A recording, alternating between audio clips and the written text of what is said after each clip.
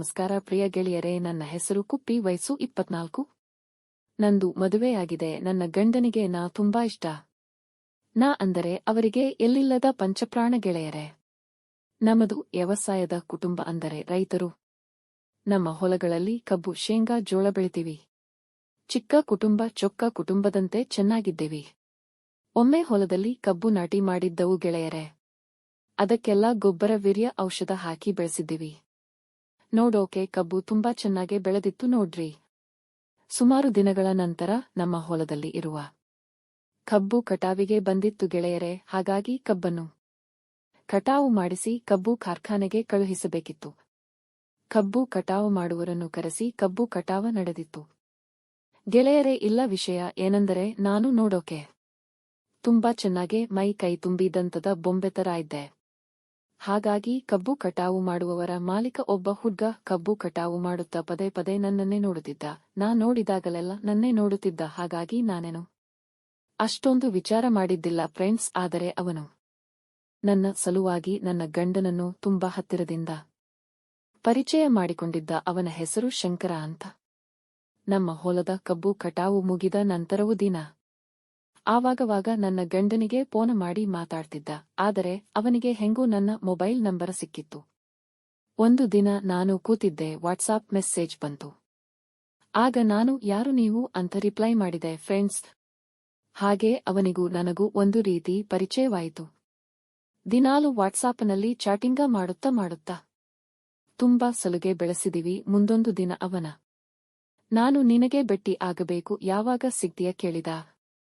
ಅದಕ್ಕೆ ನಾನು ನೋಡೋಣ, ಟೈಮ್ ಸಿಕ್ಕಾಗ ಭೇಟಿ ಆಗ್ತೀನಿ ಅಂತ ಹೇಳಿದೆ. ಹಾಗೆ ದಿನಗಳು ಕಳೆದಂತೆ ಒಂದು ದಿನ, ಇಲ್ಲ ನೀನು ಭೇಟಿ ಆಗಲೇಬೇಕು, ಇವತ್ತು ಎಲ್ಲಿ ಬರ್ತಿ ಹೇಳು ಅಂತ ಹಠ ಹಿಡಿದು ಕಾಡುತ್ತಿದ್ದ. ಅದಕ್ಕೆ ನಾನು ಆಯ್ತು, ಇಂದು ರಾತ್ರಿ 9 ಗಂಟೆಗೆ ನಮ್ಮ ಮನೆ ಹಿಂದುಗಡೆ ಖಾಲಿ ಜಾಗವಿದೆ, ಯಾರೂ ಇಲ್ಲದ ನೋಡಿ ಅಲ್ಗೆ ಬರಲು ಹೇಳ್ದೆ. ಅದಕ್ಕೆ ಅವನು ಖುಷಿಯಿಂದ ಆಯ್ತು ಬರತೀನಿ ಅಂತ ಹೇಳಿದ. ಅವತ್ತು ರಾತ್ರಿ ನಾನು ನನ್ನ ಗಂಡ ಊಟ ಮಾಡಿ ಮನೆ ಮೇಲೆ ಮಲಗಿಕೊಂಡೆವು. ಸ್ವಲ್ಪ ಹೊತ್ತ ನಂತರ ನನ್ನ ಗಂಡನಿಗೆ ನಿದ್ದೆ ಬಂದು ಮಲಕೊಂಡಾಗ ನಾನು ಶಂಕರನಿಗೆ ಬರಲು ಹೇಳಿದೆ. ಅವನು ಆ ಹೊತ್ತಿಗೆ ಮನೆ ಹಿಂದುಗಡೆ ಬಂದು ನಿಂತಿದ್ದ ಫ್ರೆಂಡ್ಸ್.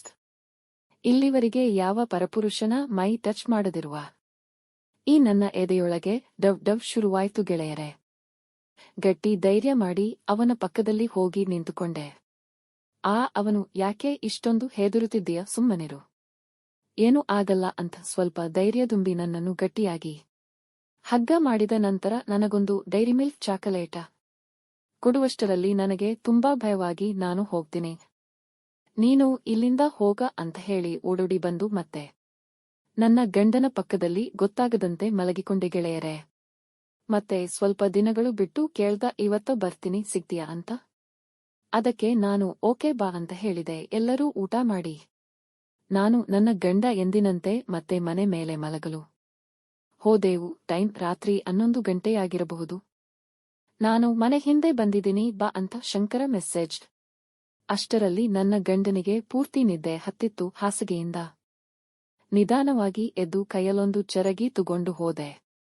ಅಷ್ಟರಲ್ಲಿ ಒಂದು ಗಿಡದ ಹತ್ತಿರ ಶಂಕರ ಕೂತಿದ್ದ. ನಾನು ಹೋಗಿ ಅವನ ಪಕ್ಕದಲ್ಲೇ ಕೂತು ಸ್ವಲ್ಪ ಹೊತ್ತು ಮಾತನಾಡಿ ಶಂಕರ ಕೇಳಿದ, ನನಗೆ ನಿನ್ನ ಬಂಗಾರದ ತಟ್ಟೆಯಲ್ಲಿ ಊಟ ಮಾಡುವ ಆಸೆ ಆಗಿದೆ, ಕೊಡ್ತೀಯಾ ಅಂತ ಕೇಳಿದ. ಅದಕ್ಕೆ ಬೇಡ ಶಂಕರ, ನನ್ನ ಬಂಗಾರದ ತಟ್ಟೆಯಲ್ಲಿ ನನ್ನ ಗಂಡ ಮಾತ್ರ ಊಟ ಮಾಡುವ ಹಕ್ಕು ಇದೆ, ನೀನು ಕೇಳಬೇಡ ಅಂದೆ. ಅದಕ್ಕೆ ಅವನು ಬಿಡಲೇ ಇಲ್ಲ ಅವತ್ತು.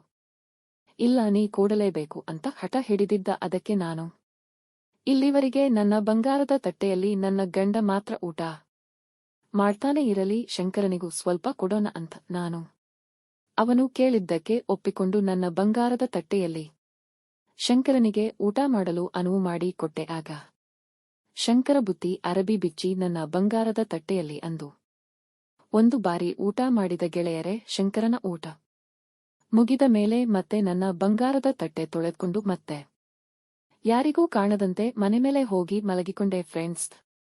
ನನ್ನ ಈ ಕತೆ ನಿಮಗೆ ಅರ್ಥ ಆಗಿದೆ ಅಲ್ವಾ? ಹಾಗಿದ್ದರೆ ಮುಂದಿನ ನನ್ನ ಮತ್ತು ಶಂಕರನ ಮುಂದಿನ ಊಟದ ಕತೆ ಕೇಳಲು ಈಗಲೇ ನನ್ನ ಚಾನೆಲ್ ಸಬ್ಸ್ಕ್ರೈಬ್ ಮಾಡಿಕೊಳ್ಳಿ. ಧನ್ಯವಾದಗಳು.